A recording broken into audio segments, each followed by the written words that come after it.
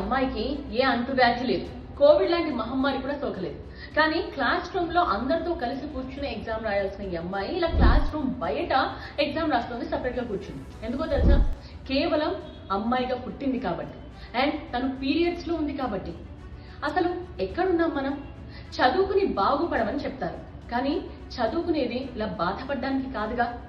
ఇలాంటివి చూస్తున్నప్పుడు అనిపిస్తుంది ఎంత వెనక్కి వెళ్ళిపోతున్నామని.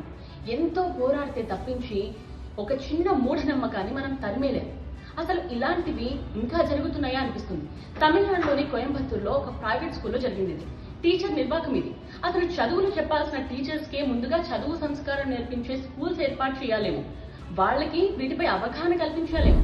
ఇది ఈ రోజు ఈ ఒక్క అమ్మాయికి జరిగింది. రేపు పొద్దున ఆ స్కూల్లో ఉన్న 100 మంది అమ్మాయిల పరిస్థితి ఇదేగా. ఆ ఊరు కూడా ఇలా మారిపోతే దేశం పరిస్థితి ఏంటి? అసలు వీళ్లను లైఫ్ లో గెలిపించాల్సిన టీచర్సే ఇలా ఓడిస్తే షేమ్.